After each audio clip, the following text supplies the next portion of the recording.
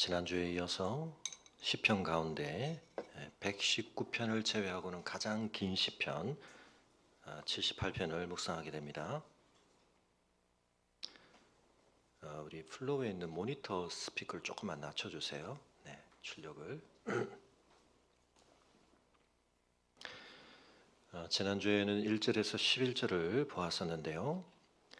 이 시편 78편 전체의 구조를 어떻게 분석하느냐 하는 것 관련해서도 성경학자들 사이에 많은 의견들이 있습니다만 전체적으로 4절 혹은 8절까지는 전체의 서론격이다.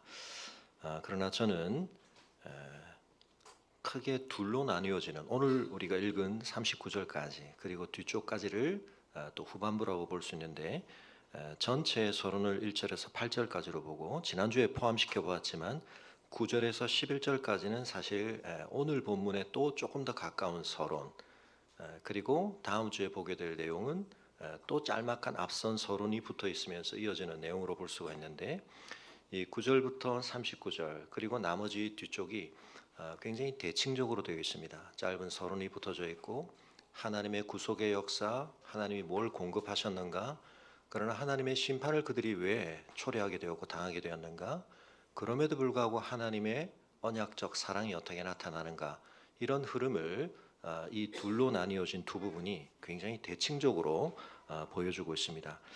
그런 부분들을 일일이 우리가 다이 시간에 확인하기는 어렵습니다만, 오늘 보게 되는 내용은 주로 이스라엘의 역사 가운데에서도 출애굽 이후 광야 시대의 역사고요.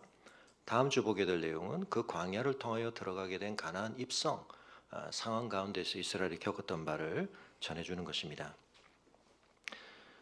오늘 본문 속에서도 우리가 기억할 것은 바로 기억이라는 그 단어 자체, 설교의 제목에 지난주에도 말씀을 드렸습니다만,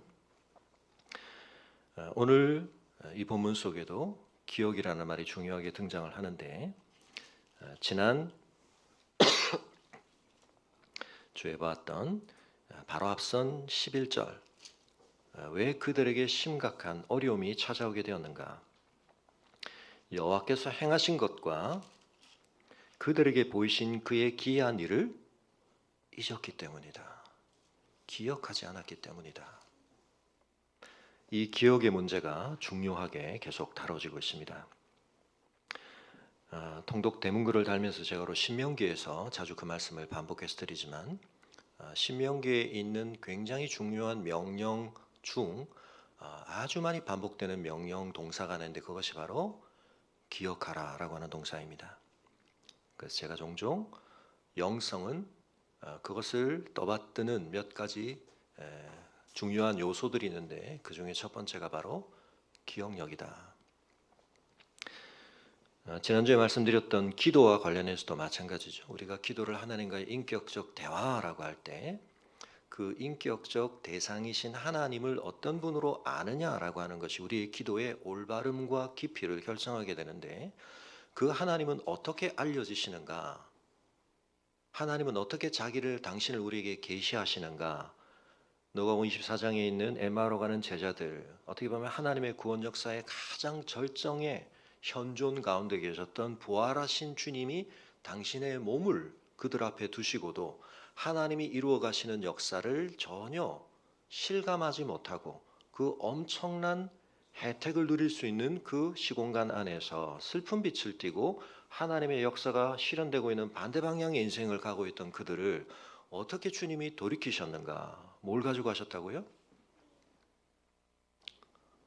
구약의 말씀을 가지고 하나님이 친히 기록하신 역사의 기록을 다시 되짚혀 그들에게 그것을 설명하시고 깨닫게 하심으로.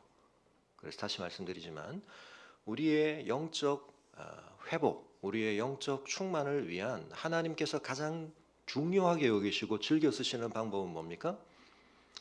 하나님께서 한번 놀라운 어떤 가시적 현현을 하시는 게 아니라, 그 하나님께서 우리에게 지난 역사를 통해 당신을 나타내셨던 그 기록과 그 말씀들을 다시금 우리에게 기억하게 하시고 깨닫게 하시는 것. 그래서 주께서 이 길을 오는 가운데 우리에게 성경을 설명해 주시고 성경을 깨닫게 하실 때 우리의 마음이 뜨겁지 아니하느냐. 그 뜨거움, 한순간의 감각적 뜨거움이 아닙니다. 하나님께서 이 지나온 구원 역사를 통해 어떻게 신실하게 일관되게 놀랍게 행해 오셨나는 것을 알게 될 때 이건 한 번 받는 충격파가 아니라 쓰나미 같은 겁니다. 한 번의 큰 파도가 아닙니다. 쌓인 물이 어마어마한 에너지를 가지고 오는 것처럼 여러분 그래서 우리가 성경 통독을 하는 겁니다. 매해 하는 겁니다. 그래서 구약을 신약을 우리가 쭉 읽을 때마다 그리고 제가 매일 아침 올려드리는 대문글이 여러분 이제 지겨우실 수도 있지만 저는 여러분이 그걸 좀 외울 정도로 반복으로 흡수해 주시라 그런 마음으로 그래서 여러분이 성경을 읽으면서도 그런 내용들을 이제 스스로 말하실 수 있겠지만 제가 좀 정리해 드리는 그 본문 안에 포인트도 있지만 주로 제가 중요하게 말씀드리는 것은 이 성경이 전체적으로 어떤 흐름 가운데 그 말씀과 연결되는가 하는 것을 말씀드리고 있는데요. 여러분 그걸 아는 성도만이 역사에서 표류하지 않습니다. 우리가 이미 구약을 다 봤기 때문에 실제로 이스라엘 백성들이 지금 우리가 역대기를 아침에 큐티하고 있으면 역대기는 그 포로기라고 하는 가장 뼈아픈 심각한 재앙의 시간을 지난 다음 성도들이 다시 지난 역사를 회고하며 받는 말씀. 그래서 성경이 굉장히 이상하게 사무엘서 열왕기서에 버젓이 있는 내용을 또다시 역대기서가 반복하다 보니까 그중에서도 역대상은 족보가 그렇게 너무 길다 보니까 큐티를 지금 12년째 하고 있는데 이제서야 본문에 등장을 한 겁니다. 제가 여러 번 컴플레인을 해가지고 편집진에게 왜 역대상 빨리 안 하냐. 목사님 아시지 않습니까? 역대상 한번 큐티하면 큐티 이 구입률이 확 떨어집니다. 그래서 지금 12년 만에 하는 겁니다. 근데 여러분 역대상은 그냥 앞선 역사를 반복하지 않죠. 큐티 계속 지금 따라오시는 분들은 아시겠지만 그 역사 중에 어떤 것들은 압축하기도 하고 그러나 어떤 것들은 다시 중요하게 보강하기도 하는데 관점이 뭐냐면 그 역사를 미리 바랐던 백성들은 경험할 수 없었던 이제 그 언약의 저주를 경험하고 난 다음 어떤 의미에서는 그 철든 자각을 가지고 앞선 역사를 다시 보는 겁니다. 그래서 역대기서와 열왕기서가 동일하지가 않습니다. 근데 여러분 그 포로기를 견딘 사람들이 누굽니까? 다니엘이라든지 느헤미야라든지 에스라라든지 그 어마어마한 경륜을 견디고 다음 역사를 열어가는 사람들의 중요한 공통점이 뭡니까? 제가 통독 대문글에 많이 말씀드렸죠. 다니엘도 기도를 굉장히 많이 생각하고 느헤미야의 기도도 많이 생각하지만 여러분 이 사람들이 전부 뭐냐면 기록된 말씀을 깊이 마음으로 품고 있는 사람들이었죠. 그래서 그들의 기도 속에는 뭐가 배어 있다고요? 기록된 하나님의 언약의 말씀, 선지자들이 전한 말씀을 그들이 얼마나 체화하고 있었나 하는 것이 여실히 드러나는 증거들이 있다.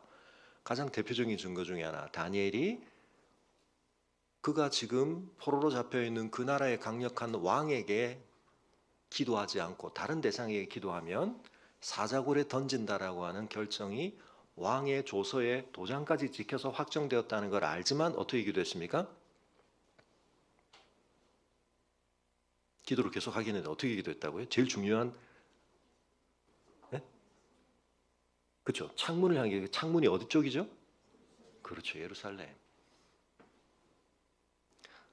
기도를 하는 데 있어서는 호흡이 중요하기 때문에 공기가 닫혀 있기보다 열려 있으면 좋고 뭐 이왕이면 그쪽 방향으로 혹은 뭐 자기가 있는 방이 하필이면 예루살렘 방향으로 문이 트여 있었다가 아니죠.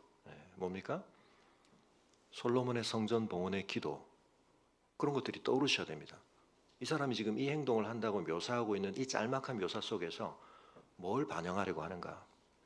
제가 좀 이따 오펜하이머 영화 얘기를 살짝 드리겠지만 놀란 감독이 그 영화를 만들 때 사실은 이 오펜하이머라는 사람이 굉장히 개인사도 굉장히 참 여러 가지 조명해야 될 측면이 많고 그 사람이 관여된 프로젝트 자체가 결국 인류사에 끼친 어마어마한 영향이 있기 때문에 이걸 어떻게 다룰 건가 저도 좀 궁금함을 가지고 봤었는데 짤막짤막한 한 장면이지만 아는 사람은 알 수 있는 저 장면을 통해서 이 사람의 요 면을 살짝 보여주는구나 그런 것들이 있거든요.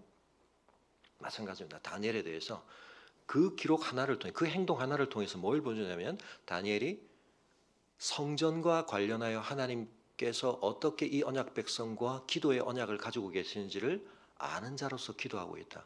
그 행동 하나에 담긴 뜻을 읽어내려면 구약에서 솔로몬이 그 성전을 위해서 드린 기도로부터 시작해서 그 역사를 쭉 알아야 되는 겁니다. 그런데 지금 그 성전이 허물어졌습니다.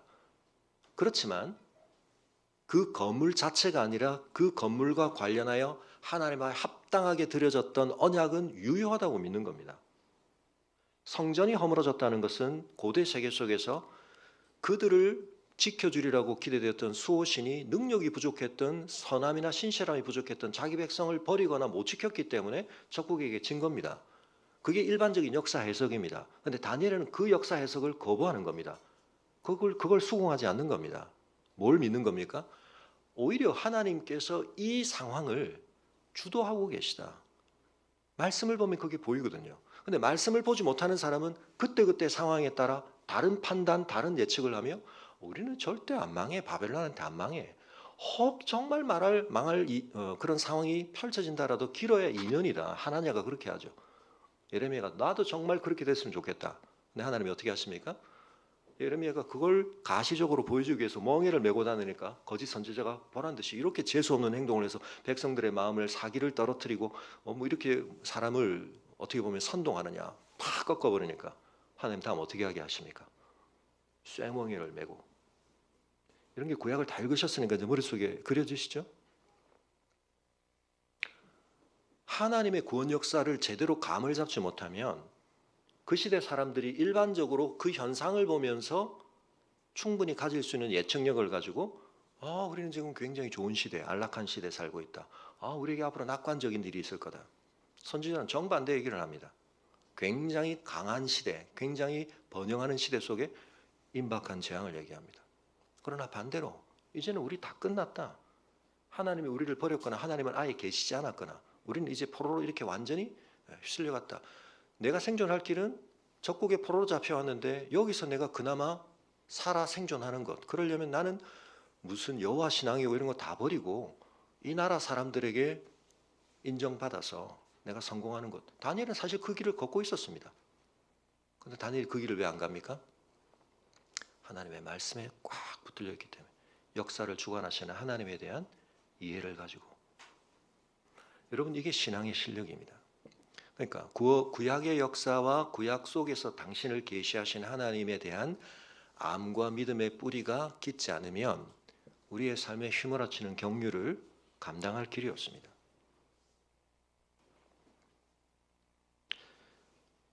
내가 어떤 뜨거운 체험을 한번 했기 때문에 내가 왕년에 좀 헌신을 많이 해서 사람들의 인정을 받았기 때문에 여러분 그거 다 소용없습니다. 제가 지난주에 말씀드렸지만 한 30년 세월이 지나고 나니까 대학생 시절 때 같이 뜨겁게 신앙생활했던 공동체 만났던 개인들 중에 여러분 한 30년 세월이 많은 걸 보여줍니다. 여러분 많이 떠내려갔습니다. 제가 지난주에 말씀드렸던 제 후배 하나, 외국에서 왔다는 후배, 제가 왜 그 후배를 기특하게 생각하냐면 굉장한 어려움들을 많이 겪었지만 믿음을 붙들고 견딘 후배라서 제가 후배 늘 제가 기특하게 생각합니다. 그 후배가 지금 매개가 돼가지고 제가 이제 또 다른 또 저랑 연락이 닿지 않던 그런 친구들에게 또 다시 위로를 하거나 하나님의 말씀을 전할 기회들을 좀 마련해 주고 있는데요. 대학 때 헌신했던 사람들 중에서도 지난번에 말씀드린 조영원 교수 같은 사람, 저희 교회 협력 선교사님, 우리 전욱 선교사님 같은 사람, 믿음의 뿌리를 가진 사람들만 남아 있습니다. 그래서 제가 지난주에 우리 청년들 가서 우리 푸른들 가서 제가 얘기했죠. 30년 뒤에 목사님은 이제 살아 있을지 아닐지도 모르죠. 80이 넘었을 텐데 이제 그때 여러분이 지금의 내 나이 비슷한 때가 되는데 그때까지 여러분 살아 있어야 된다. 생물학적으로 살아 있는 게 아니고 믿음 안에 살아 있어야 된다. 그때 목사님 저희가 30년 버텼습니다. 이렇게 해주기를 바란다. 제가 그 얘기를 했는데요. 여러분 이 78편이 이렇게 길게 지나간 역사를 전해주는 이유가 뭡니까? 그 힘을 기르라는 겁니다. 그 영성을 기르라는 겁니다. 근데 여러분 이왕이면 좀 좋은 역사 기록하면 좋잖아요. 긍정적인 역사. 근데 여러분 전부 뭐로 채워져 있습니까? 쓰라린 역사입니다. 부정적인 역사입니다. 어떤 관점에서요? 마땅히 갔어야 했는데 가지 않은 역사, 실패한 역사. 무엇에 실패했습니까? 돈을 버는데 실패했습니까? 외교적으로 국제 정세를 파악하고 땅을 넓히고 군사적으로 강한 나라가 되는데 실패했습니까? 한편은 그렇기도 합니다. 그러나 궁극적인 원인이 어디 있다고요? 하나님이 누구이신지를 기억하는 데 실패했다는 겁니다. 하나님이 누구이신지는 하나님께서 친히 나타내신 역사, 하나님께서 주신 말씀, 그걸 소중히 붙들지 않고 나름 자신들은 굉장히 열심히 살았습니다. 고민하며 살았습니다. 몸부림치며 살았습니다. 죽을 고생하며 살았습니다. 그러나 가장 중요한 것을 놓친 채, 등한시한 채, 무시한 채 살았습니다. 그 삶의 결과가 뭐라고요? 그들의 삶은 헛된 삶이 되어버렸습니다. 오늘 본문이 그렇게 말하고 있습니다. 33절에 하나님이 그들의 날들을 뭐라고요? 헛되이 보내게 하시며. 무슨 소리입니까? 내가 돈을 얼마나 많이 벌었는데, 내가 어떤 지위에 올랐는데, 어떤 기준을 대느냐에 따라서 그게 굉장한 성취로 보일 수도 있지만 하나님 앞에서는 그게 헛될 수 있습니다. 여러분이 살아오신 지난 30년, 20년, 40년, 50년, 60년, 70년은 그 하나님의 기준 앞에서 잘 산 삶일까요? 헛된 삶일까요? 더 늦기 전에 우리가 돌아봐야 됩니다. 아직 남은 우리의 삶이 얼마일지 모르지만 내가 그 삶을 또 헛되게 살 건가?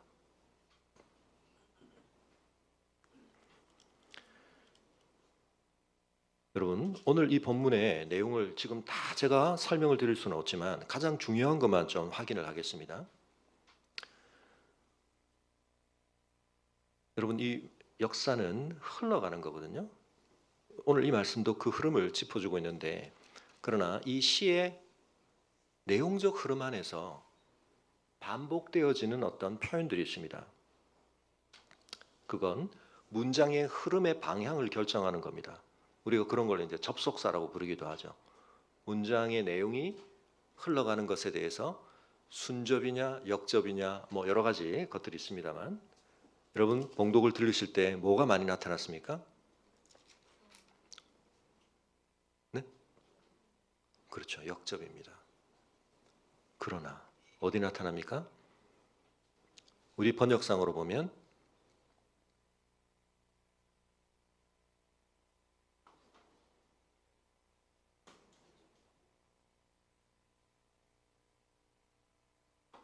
네, 곳곳에 나타나는데 16절도 보시면 흐르게 하셨으나, 그 다음은 사실은 다른 방향이 나타났어야 되는데 그들은 이러했다. 또 어디 있죠? 명시적으로는 23절에 그러나, 30절에 그러나, 32절도 마찬가지죠. 이러함에도 불구하고 뭐 이런 거 그 역접이죠. 어떻게 보면. 네. 36절에 그러나. 그러니까 여러분이 보시기에도 눈에 띄는 역접이 한 5번 정도 이 방향으로 갔어야 되는데, 근데 그들의 반응은 결국 그러나 하나님이 또다시 이렇게 하시는데 이쯤 되면 이리로 가야 되는데 그러나, 그럼에도 불구하고 하나님이 또 은혜를 쏟아주시는데 그걸 경험하고도 그럼에도 불구하고 이쪽으로. 제일 먼저 12절부터가 그렇습니다. 옛적에 하나님이 애굽 땅 소환들에서 기이한 이를 그들의 조상들의 어디서요? 목전에서 행하셨다. 주소 들은 얘기가 아닙니다. 전해 들은 얘기가 아닙니다. 내가 직접 본 이야기입니다. 여러분 광야 출애굽 1세대가 뭘 경험했습니까? 출애굽 자체가 그걸 경험한 사람들이죠. 그들이 광야에 있다는 자체는 애굽에 내리신 10가지 재앙의 그 어마어마한 하나님의 권능의 성취를 본 겁니다. 그들을 뒤쫓아오는, 그럼에도 불구하고 또다시 그들을 뒤쫓아오는 애국 군대를 하나님께서 물에 수장시키시되 자신들은 다 죽었다고 생각했습니다. 앞에 홍해가 있고 뒤에 애국 군대가 쫓아오는데 하나님이 그 홍해를 여시는 걸 경험했습니다. 물로 가득 덮여있던 땅을 마른 땅처럼 지났던 경험이 그들에게 여전히 남아 있습니다. 그런데 그 경험이 있음에도 불구하고 그들이 어떻게 하기 시작합니까? 불평하기 시작합니다. 원망하기 시작합니다. 뭐 한편은 불안할 수 있습니다. 광야 생활이라고 하는 것이 당장 보장되어 있는 게 없죠. 물은 어떻게 할 거야? 먹을 건 어떻게 할 거야? 그래서 여러분, 이 기억이라는 걸 우리가 해야 되는 중요한 이유 중에 하나는 그 기억이 그냥 박제되어서 그 자체로 고착되어서 간직되어지는 하나의 정보 덩어리로서의 기억이 아니죠. 기억이 중요한 건 뭡니까? 그 기억은 끄집어내어서 활용할 수 있는 기억이어야 합니다. 그 기억 속에서 대단히 중요한 본질을, 가장 중요한 원리를, 가장 중요한 어떤 내용을 추출해내어서 지금의 상황에 적용하기 위한 겁니다. 그게 안 된다면 사실은 역사를 우리가 기억할 필요는 없죠. 어떤 면에서 역사는 그 누구에게도 완전한 동일한 어떤 것으로 반복되지는 않습니다. 시공간의 좌표가 이미 다르고 아무리 과거에 그런 일이 있었다 하더라도 지금 현재 모든 상황과 그 과거의 상황이 디테일한 모든 상황 하나하나에 이르기까지 같은 상황이란 건 없죠. 그런 점에서 우리의 모든 역사적 상황은 개별적이고 특수하고 저마다의 독특한 것입니다. 그러나 우리가 과거 역사를 보는 이유는 뭡니까? 그 역사 속에 있는 어떤 것들은 우리에게 충분히 응용 가능한 기출 문제집이 되기 때문입니다. 거기 어떤 유형이 있기 때문입니다. 일반 역사도 그러하건대 여러분, 하나님의 역사가 그런 이유는 뭐죠? 사람의 본성이 비슷하기 때문에 사람들의 생각과 삶의 어떤 습관들이 그렇게 크게 차이는 없기 때문에 과거에 있는 일들이 오늘 우리에게도 참고가 된다. 우리는 그 정도가 아니죠. 왜 그렇습니까? 이 과거의 역사를 주도하셨던 하나님은 그 시간의 변화에 변질되거나 달라지신 분이 아니라 동일한 분으로서 동일한 거룩과 권능과 영광과 뜻을 가지시고 지금도 행하시는 분이기 때문에 우리는 하나님의 구원 역사 속에서 우리가 과거를 볼 때는 일반 역사를 통해서 우리가 과거에서 뭔가 원리를 찾아내기도 하고 교훈을 찾아내기도 하는 것과는 비교가 안 되는 중요한 의미가 담겨 있는 겁니다. 왜냐하면 하나님이 그 역사의 동질성을 보장하시기 때문에. 하나님은 과거에는 그러셨는데 지금은 다르게 행하시는 분이 아니십니다. 그러므로 우리에게는 이 역사는 굉장히 중요한 겁니다. 그런데 결국 이 기억을 가지고 저장하지 못했다는 건 뭐냐면 어떤 의미에서 정말 그것을 정보적으로 잊었다는 얘기가 아니라 그 내용 속에 깃들어 있는 중요한 내용, 그중 가장 중요한 게 하나님이 어떤 분이시지? 하나님은 어떤 능력을 가지고 계시지? 하나님은 자기의 약속에 대해서 얼마나 신실하시지? 우리 인생에 대해서 하나님은 우리가 이해할 수도 없고 측량할 수도 없는 얼마나 엄청난 뜻을 가지시고 우리의 삶을 이끌어 가시지? 라는 것들을 그 역사 속에서 읽어내야 한다는 겁니다. 그걸 제대로 읽어내면 시공간적으로 우리는 다른 좌표 속에 있지만 지금도 그걸 적용할 수 있다는 겁니다. 그때는 컴퓨터가 없었고 지금은 있고 그때는 AI가 있고 지금은 AI가 있고 지금은 뭐 모든 게 다 바뀌었는데 상관없습니다. 하나님은 동일하십니다. 근데 우리가 어떻게 하냐면 그때는 그때고요. 지금은 지금이잖아요. 굉장히 지혜로운 생각인 것 같은데 그 속에서 하나님의 동일하심을 지워버리는 겁니다. 애굽 탈출할 때는 하나님이 그러셨을지 모르지만 여기는 완전히 새로운 세팅입니다. 광야라는 공간인데 하나님의 힘이 그쪽 영역에서는 굉장히 강력하게 나타났을지 모르면 이 새로운 여건, 우리로서는 지금 한 번도 직면해 본 적이 없는 이 상황에 직면했는데 하나님이 여전히 그러실 수 있을까요? 굉장히 지혜로운 것 같죠. 이건 다음 주에도 똑같이 적용됩니다. 광야에서는 그러셨을지 모르는데 가나안 땅에서 이제 농경 생활을 시작하는 이 상황에서 하나님의 능력, 하나님의 뜻, 글쎄요. 여기는 뭔가 우리가 새로운 안전장치를 하나 가지고 있어야 되지 않을까요? 지혜로운 겁니까?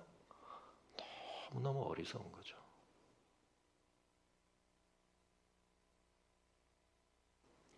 거기 또 하나 깃들이는 게 뭡니까? 우리 속에 있는 탐욕이다. 욕심이다. 그래서 여러분, 정말 영적으로 멍청해지는 길은 기억 속에 하나님이 주신 것들을 활용하지 않고 내 현재 속에서 솟구쳐오는 욕심과 욕망에 민감해지는 겁니다. 하나님께서 이미 주신 과거의 자료에 대해서 둔감해지고 지금의 내 상태 안에서 솟구쳐 올라오는 욕심과 욕망에 아주 민감해지면 완전히 영적으로 망하게 되어 있습니다. 근데 세상은 그런 사람을 뭐라고 말하냐면 현실 감각이 좋다 그럽니다.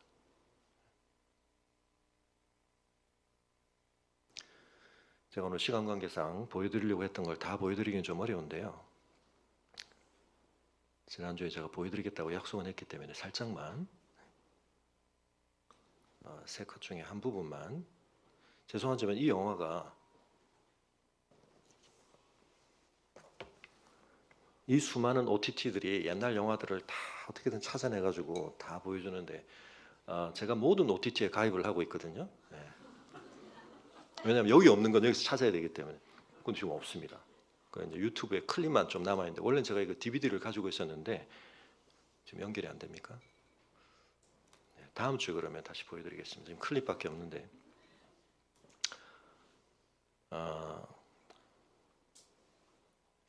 유명한 전통적인 학교. 그래서 이 죽은 신의 사회는 또 하나의 전통적인 학교인데 이 두 학교가 어떤 의미에서는 다 굉장히 유서 깊은 또 우수한 학생들을 배출해내는 그런 학교인데 죽은 신의 사회에서는 각 개인이 가지고 있는 어떤 고유한 역량이나 이런 것들을 어떤 그런 너무 획일적인 시스템이나 이런 것들에 의해서 제한하거나 속박하지 말고 그것들을 좀 더 발현되게 하는 교육의 중요성을 강조한다라고 본다면 그것도 굉장히 중요한 의미는 있죠. 그러나 이 엠프러스 클럽이 강조하는 것은 그 측면만 가지고는 또 담기지 않는 교육의 중요한 측면, 각 개인이 갖는 독특함과 장점들을 개발하는 것도 중요하지만 인류가 함께 공유해온 중요한 가치들을 함께 계승하고 전수하는 측면의 또 중요성을 이야기를 합니다. 그래서 이 영화에서는 역사를 가르치는 이 교사가 로마 시대를 주로 중요하게 가르칩니다. 그 로마 시대 오늘 우리와 너무 다르죠. 그렇지만 그 시대 속에 있었던 굉장히 파란만장한 여러 황제들과 그 역사의 이야기들 속에 일반적으로도 굉장히 우리가 중요하게 기억할 만한 인류의 보편적 중요한 가치들에 대한 판단을 도와주는 자료들이 많이 있다는 거죠. 학생들에게 가르치고 학기가 마칠 때마다 율리우스 시저를 뽑는 대회를 합니다. 근데 그 학기 중 성적이 제일 좋았던 세 학생을 뽑아서 경연 대회를 하는데 일종의 축제처럼 하는 거죠. 그 세 학생이 한 학기 동안 배웠던 것을 이제 퀴즈를 내는데 학생뿐만 아니라 부모까지 초청이 되어서 그러니까 학교의 굉장히 전통적인 그런 일종의 축제 행사인데 이 학교에 문제 학생이 하나 옵니다. 상원 의원의 아들인데 뭐 정치적으로 경제적으로 굉장히 부유한 집안의 아들인데 아버지와의 관계에도 좀 어려움도 있고요. 그래서 아들이 굉장히 문제합니다. 그런데 이 선생님이 이 아이 속에 있는 굉장한 재능들 또 가능성을 보고 그걸 좀 키워주려고 하는데 그래서 이 아이가 어렵지만 그런 과정을 쫓아오긴 했는데 성적을 딱 나왔는데 3등 안에 들어야 거기에 참여를 하는데 4등이 된 겁니다. 이 선생님이 고민하다가 얘 성적을 살짝 바꿉니다. 3위와 4위를 바꿉니다. 그랬던 건 이 아이가 이 기회를 통해서 정말 자기의 그 불량했던 완악했던 교만했던 그리고 실제로는 자기의 진정한 가능성을 발현하는 걸 스스로 가로막았던 이걸 떨쳐버리고 정말 뭔가 실험해서 노력한 것에 성과를 한번 맛보면 얘가 거기서 더 진정한 성장을 하지 않을까. 대회를 하는데 얘가 컨닝을 하고 있다는 걸 깨닫게 됩니다. 그래서 교장선생님에게 이거 중단을 해야 되겠다는데 교장선생님이 일단 지속하라고 상원의원이 그 자리에 와 있었거든요. 후원을 하고 이러기 때문에 그 선생님이 기존에 출제했던 문제가 아니라 다른 문제를 하나 출제해서 얘가 컨닝으로 풀 수 없는 문제를 출제를 해서 얘를 떨어뜨립니다. 그리고 25년의 세월이 지납니다.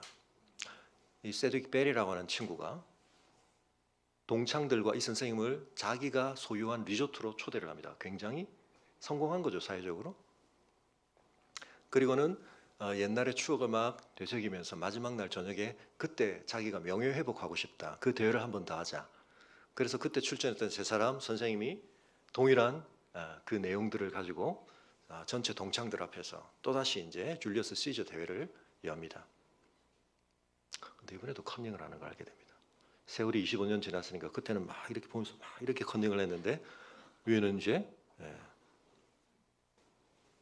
소리를 들을 수 있는 장치가 있고 저쪽 뒤에 어떤 대학원생 역사전공 대학원생을 고용해가지고 뒤에서 막 찾아가지고 이제 알려주는 거죠. 이 선생님이 그때 또다시 그 사실을 알고는 마음이 너무 충격을 받았지만 문제를 내는데 결국 어떤 문제를 내느냐? 이 선생님이 매 수업을 할 때마다 학생들에게 첫 시간 앉아 있으면 교실 뒤편에 현판이 하나 붙어 있는데 그 현판을 누군가에게 읽게 합니다. 그 현판은 뭐 슈트럭 나운텐가 뭐 하는 뭐 이런 누군가의 자기 선언입니다. 자기가 얼마나 위대한 왕이고 얼마나 많은 걸 성취했는가 거기 적혀 있습니다. 역사적 유물이죠. 근데 그걸 읽게 하는 목적은 뭐냐? 근데 너희들 이 사람이 누군지 아느냐? 아무도 모릅니다. 역사책에서 한번 찾아봐라. 인덱스에도 없습니다. 그걸 통해서 뭘 교훈합니까? 이 사람이 저런 현판을 남길 정도로 자기에 대해서 어마어마한 자신감을 가지고 역사적인 자기의 업적을 과시하는 왕이었죠. 분명히 현존하는 왕이었습니다. 근데 지금 누구도 기억하지 않는다는 겁니다. 이유는 뭐냐? 뭘 하지 않았기 때문에? 지난주에 말씀드렸죠? 기여하지 않았기 때문에. 지금 뭐 연결됐다는데 다음 주에 그냥 하겠습니다. 말로 다 했기 때문에. 네. 기여하지 않았기 때문에. 인류사에 기여한 게 없다는 겁니다. 기여라는 건 결국 보편적 가치를 위해서 그 사람이 뭔가를 한 게 없다는 거죠. 그래서 너희는 역사에 기억되는 사람이 돼. 기억은 누가 하느냐? 기여하는 사람이 하는 거다.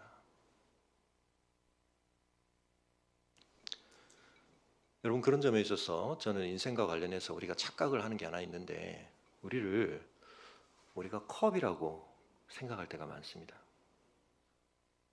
근데 사실은 우리는 컵이 아니고 튜브입니다. 우리를 굉장히 긴 컵으로 만들고 싶어 합니다. 그래서 내 삶을 통해 여기 엄청난 걸 내가 담았다, 쌓았다. 그걸 성공이라고 생각합니다. 이 문제에 대해서는 다음 주에 좀 더 우리가 얘기를 하겠지만 근데 여러분 내 삶에 얼마나 많은 걸 이 길고 큰 컵에 담았냐가 중요한 게 아니고 우리가 뭐라고요? 사실은 본질은 튜브라고요. 튜브는 뭡니까? 통과해 가는 겁니다. 우리는 오너가 아니고 소유자가 아니고 소유가 아니고 사용자가 돼야 됩니다. 하나님께서 우리에게 허락하신 것, 맡기신 걸 어떻게 해요? 잘 써야 됩니다. 흘려보내야 됩니다. 성경은 누가 부자라고 말한다고요? 그 사람 속에 인컴이 얼마나 많았냐가 중요한 게 아니라 그 사람을 통해서 하나님의 뜻에 인류 보편적인 더 좋은 가치를 위해서 얼마나 많은 것이 제대로 사용되었는가. 그걸 하나님은 여기가 아니라 하늘에 쌓이는 것이라고 말씀하시는 거예요. 근데 우리는 착각합니다.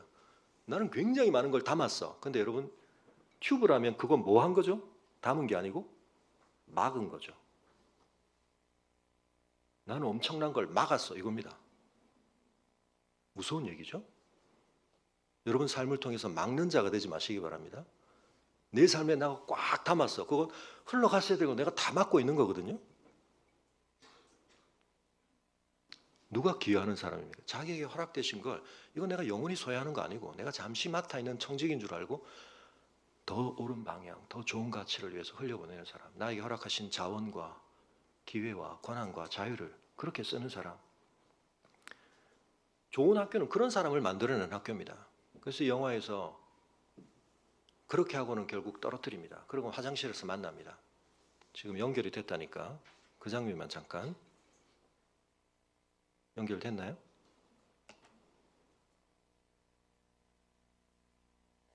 죄송합니다. 이게 지금 자막이 없습니다. 그래서 Very good, yeah. Well, I thought you might have known. Who is the poor mercenary who is feeding you the answers? Oh, just some graduate student gave him a couple $100 and a warm meal. Trust you keep this between us. 컨닝을 도와줬던 사람이 누군지에 대한 As 얘기고요. always. I trust you will. Do you mean am I going to go out there and 그 사실을 사람들 앞에 공개하지 for a liar and a 않으실 cheat? 거죠. 이제 하지 말라고 하니까. 네. I'm a teacher, Cedric. I failed you as a teacher. But I will give you one last lecture, if I may. All of us, at some point, are forced to look at ourselves in the mirror and see who we really are. And when that day comes for you, Sedgwick, you will be confronted with a life lived without virtue, without principle. And for that I pity you. End of lesson. What can I say, Mr. Leonard? Who gives a shit? Honestly. Who out there gives a shit about your principles and your virtues? I mean, look at you. What do you have to show for yourself? I live in the real world, where people do what they need to do to get what they want. 네, 뭐 자막이 없어 죄송합니다. 그러니까 내가 그걸 사람들 앞에 지금 알리지는 않겠지만 교사로서 마지막 레슨, 렉처를 이제 주겠다. 교사로서 나는 학생인 너를 가르치는 데 있어서 나도 실패했고 이 세드윅 벨에 대한 자기의 시도는 실패한 거죠. 그렇지만 내가 마지막 말을 하려고 한다. 어느 시점에 네가 진정한 너를 만나게 될 거다. 거울 앞에서. 그때는 덕이나 원칙, 프린시플, 원리 없이 살아온 네 삶의 결과가 뭔가에 대해서 이제 쓰라리게 그걸 직면할 때가 있을 거라고 얘기를 하는데 아랑곳하지 않죠. 소위 말하면 뭐 그게 밥 먹여줍니까? 정작 그런 걸 중요하게 된다는 선생님은 지금 뭐 내세울 만한 게 뭐가 있습니까? 그 굉장히 중요한 말이에요. 자기 어디 살고 있다고요? 난 리얼 월드에 살고 있다. 당신은 무슨 옛날 캐캐묵은 과거의 역사, 가치 거기에 그걸로 직업으로 살아왔을지 모르지만 난 지금 현실 세계에서 이렇게 성공했다는 거죠. 이 세레모니를 연 이유가 알고 보니까 자기가 지금 상원 의원에 출마하기 위해서 동창들 모아놓고 일종의 이제 그걸 알리는 걸 하고 싶었던 겁니다. 근데 그걸 알리면서 이제 과거에 율리어스 시저가 안 되었던 걸 탁 많이 하면서 멋지게 이제 시작을 하고 싶었는데 선생님이 또 망쳐버린 거죠. 그러면서 선생님은 네가 언젠가 네 인생에서 거울 앞에 서게 될 거다 그랬는데 그런 자기 발견, 깊은 자기 성찰 뭐 그런 건 소용없고 오히려 선생님 이제 얼마 머지않아 모든 곳에서 내 얼굴 보게 될 겁니다. 그렇게 얘기합니다. 근데 이제 이런 얘기를 막 마치고 났는데 갑자기 이 화장실이었죠. 뒤에서 물 내리는 소리가 납니다. Robert.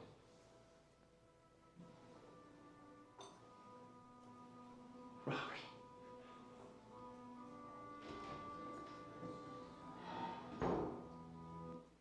자기 아들입니다. 화장실 안에서 다 들은 거죠. 자기 아버지가 어떤 사람인지, 어떤 식으로 살아왔고, 사람들 앞에서는 엄청난 가치를 추구하기 위해서 정치적 권력을 가지고 뭔가를 해보겠다는 포부를 밝히는 사람이지만 이 사람이 어떤 실상을 가진 사람인지를 아들이 봐버린 겁니다. 이 아버지가 아들에게 그런 아버지였거든요. 그 역사가 대물림되고 있는 겁니다. 제가 이 영화를 굉장히 좋아하는데 어느 OTT에서 올리면 저는 그 OTT에 굉장한 점수를 줄 생각입니다. 화면 닫아주시고요. 그런데 여러분 지금 성경이 이걸 하고 있는 겁니다. 이스라엘인 역사를 우리 앞에 보여주는 이유는 뭐죠? 이렇게 살면 안 돼. 여러분 하나님께서 물이 없는 것에 반석을 가르시고 물을 내셨는데 물을 먹었습니다. 그 다음 뭐라고요? 그래 물은 주셨지. 근데 고기는? 메추라기를 보내셔서 먹이셨습니다. 그러면 어떻게 됩니까? 물 먹고 고기 먹었으면 이제는 깨달아야죠. 근데 우리가 보았던 것처럼 그러나 그러함에도 불구하고 계속 이어집니다. 그들이 먹고 심히 배불렀나니 하나님이 그들에게 원대로 주셨다. 그러나 그들이 그들의 욕심을 버리지 아니하며 그들의 먹을 것이 아직 그들의 입에 있을 때, 먹은 고기가 아직 입 사이에 끼어 있는 그때 그들이 하나님의 공급하심을 통해 그들의 두려움과 원망이 잦아들 수밖에 없는 하나님의 실제적인 은혜 베풀어 주심을 자신들의 입 안에서 실감하고 있을 그때에도 그들의 입을 통해서는 뭐가 나오냐면 하나님에 대한 불신, 원망, 하나님의 주권에 대한 그들의 완악한 생각들. 그래서 여러분 지난주에 처음 시작하며 8절에 뭐라고 말했습니까? 이 교훈을 하는 목적이 뭐라고요? 그들의 초상들 곧 완고하고 패역하여 그들의 마음이 정직하지 못하며 그 심령이 하나님께 충성하지 아니하는 세대와 같지 않게 만들려고 뭘 함으로써요? 그들이 그들의 소망을 하나님께 두며 하나님께서 행하신 일을 잊지 아니하고 오직 그의 계명을 지키는 사람들이 되게 함으로. 우리 가정 안에서 우리 교회 안에서 일이 일어나고 있습니까? 요즘 한국 전체를 두고 저는 개인적으로 굉장히 우려스러운 일들을 많이 보고 있지만 제가 설교 시간이라 구체적인 말씀은 안 드리지만 우리가 8.15를 지나면서 우리가 그걸 국가적인 기념을 해야 할 날로 정하고 대통령이 기념사를 하는데 그렇게 하면 안 됩니다. 지금 이 나라 정부가 재판에서 전범 기업들에 대해서 지금 재판하는 그런 과정에서 정부가 자기 입으로 과거사가 감정의 문제라고 얘기하면 안 됩니다. 이런 지금 역사 인식들이 다음 세대 우리 아이들에게 어떻게 영향을 미칠지에 대해서 저는 심각하게 우려하고 있습니다. 물론 제가 많은 것을 다 함께 말씀드릴 수 없기 때문에 이 사실 하나가 어떻게 또 해석될 수 있는가에 대해서 다양한 입장들이 있으실 수 있겠지만 여러분 우리 고신교단은 일제의 신사참배에 반대했다가 옥중투쟁을 했던 성도들이 해방이 되고 나서도 그 사실에 대해서 회개하지 않는 역사에 대해서 시작되어진 교단입니다. 여러분 저는 일본에 대해서 우리가 극단적인 그런 반일 감정 극복해야 한다고 생각합니다. 제가 새물교회 때 말씀드렸듯이 처음이자 마지막으로 일본 단기 선교팀 만들어 갔었습니다. 그때도요 20년 전에 교과서 왜곡 문제 심각했습니다. 독도 문제를 비롯해서. 근데 그때 일본의 크리스찬들이 저를 만나서 뜨거운 눈물을 흘리면서 자기들의 과거사에 하나님 앞에 미안하다, 죄송하다. 저는 그걸 보면서 희망을 받습니다. 독립운동을 했던 우리 선배들 하나님 앞에서의 신앙 때문에 그럴 수 있었습니다. 우리가 극단적인 반일 감정은 벗어나야 되지만 여러분 독일이 그렇게 했듯이 정말 그래도 종교개혁의 나라로서의 뿌리를 가지고 있었기 때문에 자신들이 저지른 그 엄청난 잘못에 대해서 끊임없이 무릎 꿇고 사과하는 여러분 그게 역사를 진정으로 발전시키는 힘입니다. 저는 일본이 정말 그럴 수 있기를 바라고 그런 문제와 관련하여서 우리가 또 함께 가치 있게 실현해 가야 할 것들을 너무 우리가 도매급으로 처리하지는 말아야 하지만 지금의 상황들은 굉장히 우려가 많이 됩니다. 어떤 점에서요? 우리 신앙의 본질이 역사인식과 깊이 닿아있기 때문입니다. 그 역사를 여러 가지 관점으로 볼 수 있죠. 그러나 굉장히 중요한 것은 과거사를 쉽게 묻어서는 안 됩니다. 아픔의 역사를 그냥 퉁치면 안 됩니다. 지금 우리에게 더 중요한 가치가 있다고 해서 그걸 그냥 대충 넘어가면 안 됩니다. 그런 발전이 없습니다. 여러분 이 뼈아픈 역사를 성경이 왜 이렇게 적나라하게 우리에게 노래로 부르게 하고 119편을 제하고는 제일 긴 시편입니다. 우리 조상들이 얼마나 잘못했는지를 뼈저리게 자각하라는 겁니다. 해동육룡이 나라샤 그렇게 해가지고 발전하는 게 아니다.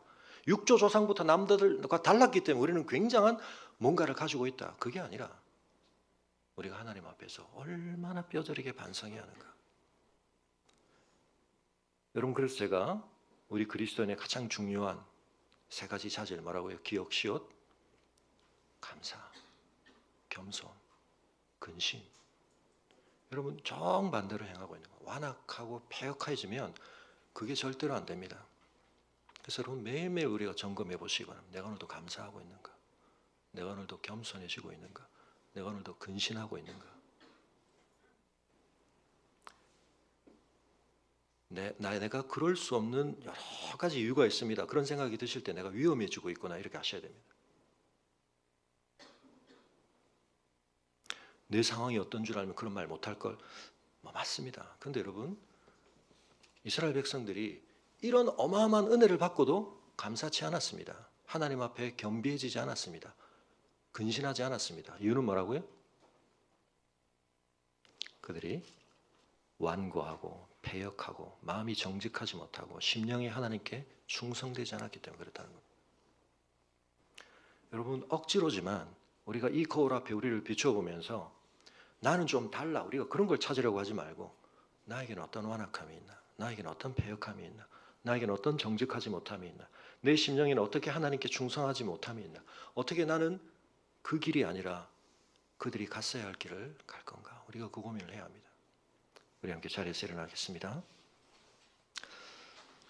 오늘 찬송을 우리가 여러 곡 좀 하려고 했는데 시간 관계상 우리 주님 큰 영광 받으소서 우리 찬양하기 전에 우리 함께 기도하겠습니다.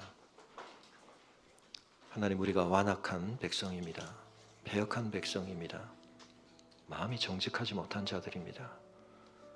우리 심령에는 하나님께 대한 충성이 없습니다. 우리는 이전 세대와 다르지 않습니다. 우리에게는 훨씬 더 많은 것들이 허락되어 있지만 우리 안에 있는 탐욕도 여전합니다. 주님, 돌이키게 하여 주옵소서. 우리의 삶의 언약의 축복을 이루기를 원하시는 하나님 앞에 우리가 지난 날로부터 배우는 것이 없고 지난 역사를 똑같이 되풀이하는, 아니 더 심각하게 악순환시키는 그런 자들이 되지 않도록 하여 주옵소서. 우리 가정이 하나님 앞에 성장하는 역사를 대물림하지 않고 하나님 앞에 망하는 역사를 대물림하지 않도록 이 민족과 이 나라가 하나님 앞에서 정말 인류사를 보편적으로 끌어안고 온 인류에게 빛과 향기가 되는 그런 보편사를 남길 수 있는 민족이 되기 위해서는 자기 부인을 해야 되고 하나님 앞에 겸비해야 하고 오직 하나님의 은혜만을 붙들며 우리가 나아가야 한다는 사실을 기억하며 이 시간 함께 기도하겠습니다.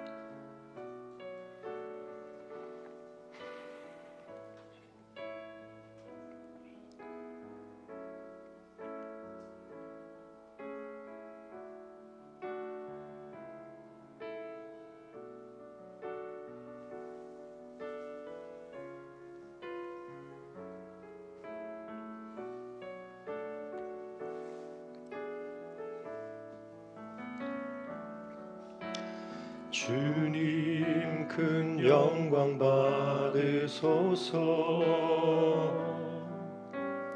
홀로 찬양 받으소서. 모든 이름 위에 뛰어난 그 이름, 온 땅과 하늘이 다 찬양해.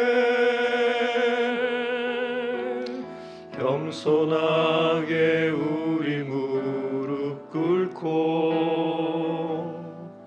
주 이름 앞에 영광 돌리세. 모두 절하세. 독생자 예수 주님께 찬양 드리리. 모든 영광과 존귀와 능력 받으소서. 받으소서. 영광과 존귀와 능력 받으소서.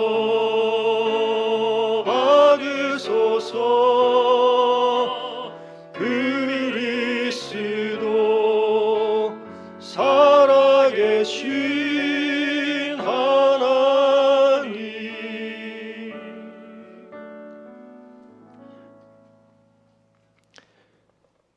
생명과 삶과 역사의 주권자 되신 아버지 하나님, 저희가 이 땅에서 생명을 누릴 수 있다는 사실이 이미 무엇과도 바꿀 수 없는, 갚을 수 없는 은혜 입은 것임을 깨닫게 하여 주시고,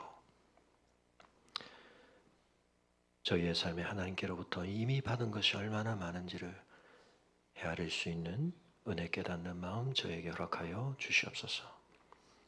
많은 것을 받았는데 받은 것이 없는 것처럼 생각하며, 또 또한 하나님께서는 더 많은 걸 주시려 하시는데, 주실 수 있는데, 주님, 저희는 믿음으로 하나님 앞에 서지 못하며 이미 주신 것을 나누고 흘려보내는 자들이 아니라 담는다고 생각하며 막아버리고 엉뚱한 것으로 새어나가게 하는 저희들이 아닌지 돌아보게 하여 주시옵소서. 이스라엘 백성들에게 놀라운 은혜를 부어주셨건만, 어느 민족에게도 베푸신 적 없는 은혜를 부어주셨건만, 그 은혜는 그들의 삶에서 향기나고 빛나는 열매로 응답되지 못하였고, 그들은 결국 그렇게 자신들의 멸망을 자초하였습니다. 아버지 하나님, 저희가 언약의 저주를 초래하는 자들이 아니라 언약의 진정한 축복을 증가하는 자들이 될 수 있게 하여 주시옵소서. 지난날 저희의 뼈아픈 불순종과 연약함의 모습을 되풀이하지 않게 하여 주시고, 이미 이 역사들을 통해, 말씀을 통해 수없이 입증되고 확증된 지난 역사를 굳이 나의 삶으로 다시 입증하는 어리석음에 빠지지 않도록 우리에게 허락되어진 이 소중한 시간, 말씀으로부터 배우고 깨닫고 변화되며 주님 앞에 달라지는 저희들 되게 하여 주시옵소서. 더 진정한 하나님 나라의 가치를 위해서 헌신하며 기여하는 자들이 우리 공동체 안에서 많이 나오게 하시고, 이 땅의 교회들을 통해 나오게 하여 주옵소서. 오늘 이 시대의 교회들을 긍휼히 여겨주시고, 지난날 이스라엘이 그러하였듯이 하나님의 깊으신 뜻을 헤아리지 못한 채 자신들에게 이 특권을 주시고 이 놀라운 은혜를 주시고 이 엄청난 율법을 주신 하나님의 의도를 깨닫지 못한 채 온 열방의 제사장 나라 되어야 할 그들의 역할에 충실하지 못한 채 비상적이고 거짓된 신측근의식을 가지고 자신들이 하나님과 가장 가깝고 친하다고 주장하면서 수많은 사람들이 하나님 앞으로 나오는 길을 막아버렸던 이스라엘 바리새인들처럼 저희가 되지 않도록 이 시대의 교회를 긍휼히 여겨주시고, 저희가 자기 부인하게 하시고 하나님 앞에 겸비하여 겸손하며 근신하며 무엇보다 감사함으로 주 앞에 서는 저희들 되게 하여 주시기를 간구하며, 이제는 우리 주 예수 그리스도의 은혜와 우리 아버지 하나님의 그 크신 사랑과 성령의 감화감동 역사하심이 역사의 참주인 되신 하나님을 알아가며 그 하나님이 누구이신지를 삶의 어떠한 상황 가운데서도 잊어버리지 않으며 그 하나님을 바라보는 믿음으로, 기도함으로 견디며 씨름하며 주 앞에서 진정한 승리하는 삶, 참된 복 누리는 삶으로 나아가기를 원하는 주의 성도들의 걸음 위에 오늘 유아 세례를 받은 유리와 그 가족들 위해 지금부터 영원토록 함께 하시기를 간절히 축원하옵나이다.